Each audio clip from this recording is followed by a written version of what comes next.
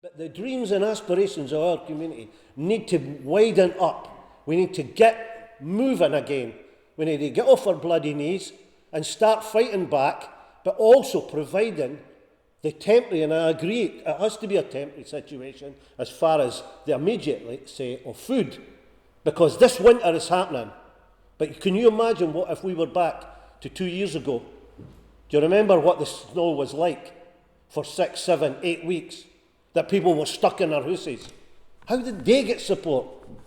Where would that food that we could provide, how could we get it to them? I'm not talking about huskies and sledges and stuff like that, but I'm talking about in your community centre. At the very first Total Craig Royston meeting I ever attended, in fact it was in here, we were told to put down our ideas, even if they seemed ridiculous, right? But I swear, at Sparks we didn't deal in ridiculous, right? We dream big.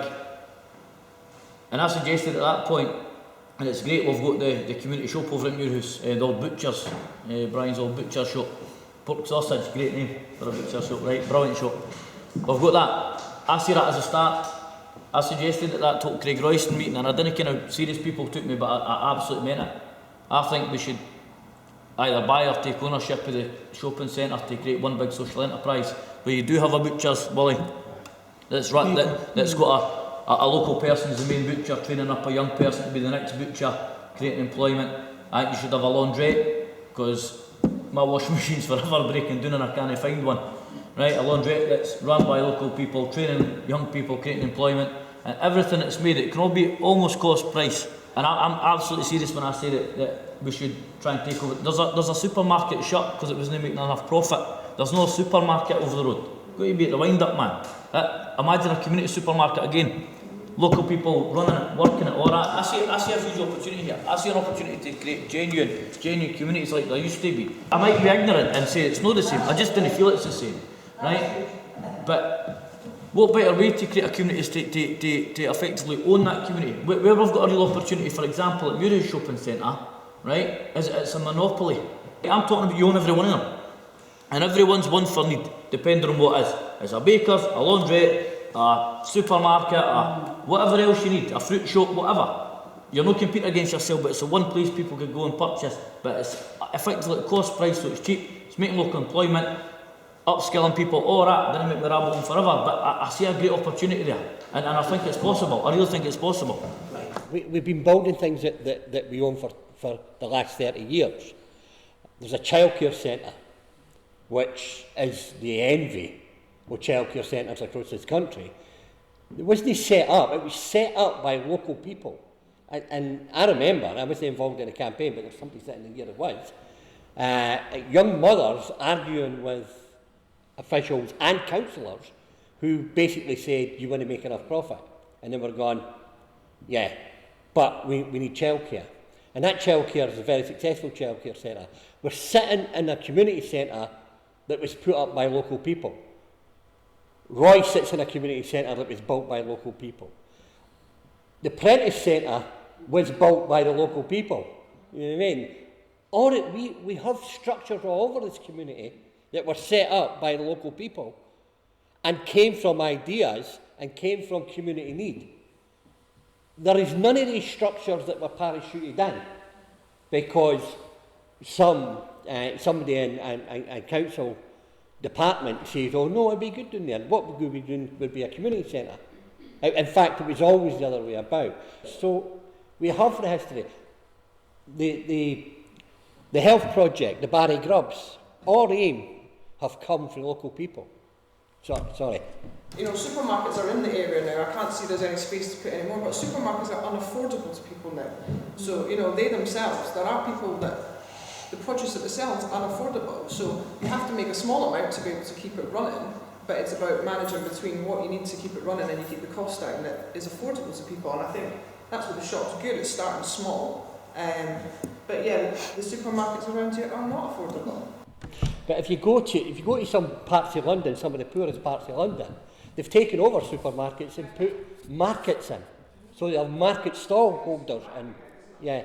So you could, if we could get that supermarket, we could invite and we could set up market stalls that sell cheap.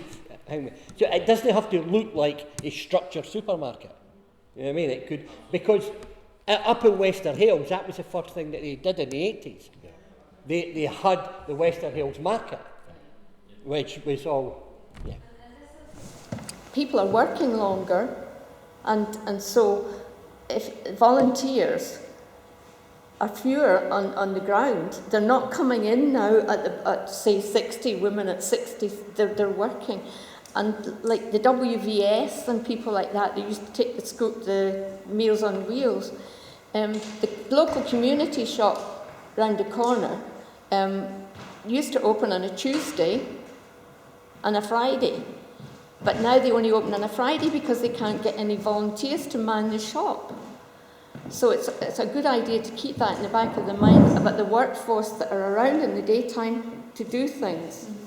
What we're talking about, is there enough initiative now for all the different groups, the community gardeners, the community centres, the politicians, Vicky and Cammy and all the rest, the partnership? What I'm trying to say is that we need to today, I think, endorse the idea that we should investigate and run to see what kind of welfare fund arrangement we could get, where we'd locate such a thing, and how would other kitchens and other parts of our community fit into the picture, and start arguing for an understanding of what we're trying to do, because there isn't any central organisation.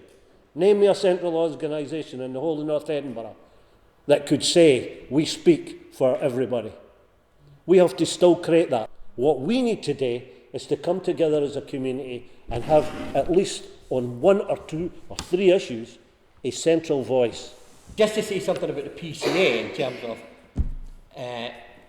the PCA is a volunteer organisation, and we want to learn from the past, where we didn't just become the only organisation that's got something to say for everybody in the community. We need to actually bring, that's why we sent a letter to all the community centres, because we see that the PCA, we didn't want this to be a PCA project. What we want this to be is a community-wide project, run and supported by the community centres and people from right across our community, right across North Edinburgh. Can I say what I'm writing here in taking this forward? And Royston Waterburn, yeah? So I'm starting to make a list of people who would be interested in making this working group, Prentice Centre.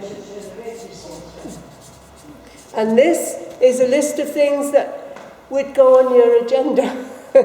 Welfare Fund, the shops at Pennywell, British restaurants idea, central kitchens, school kitchens, etc.